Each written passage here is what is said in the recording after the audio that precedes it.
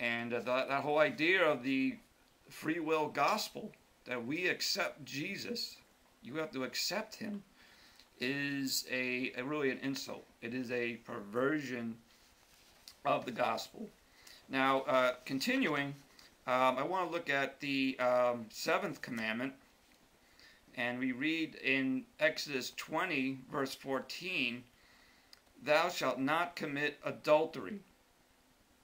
And this too is an important command which has direct bearing on what we're talking about. All right, because adultery, first off, has to do with sexual immorality and misconduct. All right, cheating on your wife, having another partner outside of marriage. All right, that is adultery. All right, there's other applications, but we're going to look into the spiritual application, and we read in Romans 7. In Romans 7, and I just lost it. Okay, there we go. I found it now. We read starting from verse 1, Romans 7, verse 1, "Know ye not, brethren, for I speak unto them that know the law, how that the law hath dominion over a man so long as he liveth. For a woman which hath an husband is bound by the law to her husband so long as he liveth. But if her husband be dead, she is loosed from the law of her husband. So then, if while her husband liveth, she be married to another man, she shall be called an adulteress. But if her husband be dead, she is free from that law, so that she is no adulteress, though she be married to another man. Wherefore, my brethren, you also become dead to the law by the body of Christ, that ye should be married to another, even to him who is raised from the dead, that ye should bring forth fruit unto God." And the point of this is that we are married to the law of God. All right? And we cannot divorce ourselves from God's law. There cannot be a divorce, and there cannot be a remarriage. All right? The Bible doesn't teach that. And it says it right here in Romans 7 that you can't divorce or remarry, because you can't divorce yourself from God's law. All right? That is the spiritual picture here, that God is drawing from the earthly marriage, that what God has laws on the earthly marriage. And since we are the only way that we can be separated from God's law is if we die. Right? We have to die. And the problem is if we die, then we're dead forever. All right? So we're never really free in that respect. All right? And that's the problem. Now, Christ died in our place.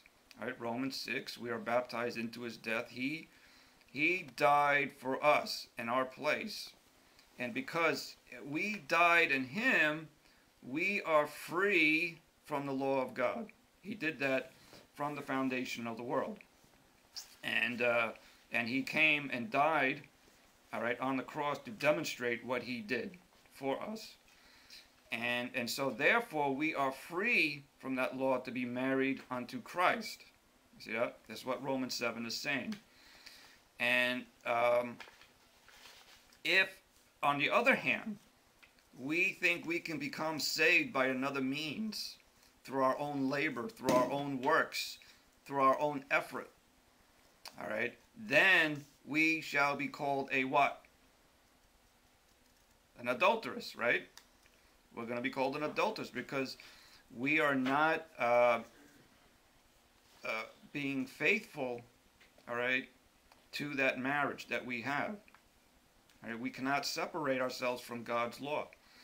And this too follows right along with the fourth commandment. All right, the seventh commandment, "Thou shalt not commit adultery," is saying that we cannot become saved by any other way. All right, that's why Galatians 1 says if anyone preaches another gospel than that we have received, all right, let him be accursed. All right, because another gospel cannot save. All right, the gospel that's of the Bible is one where God has to do the saving. All right, we cannot contribute to our salvation at all, and this is very important. And unfortunately, many churches today most of them. It'd be very hard for me to name an example where this is not true, where they are following a works gospel. All right, because even the Reformed churches are tainted by man's works. All right, they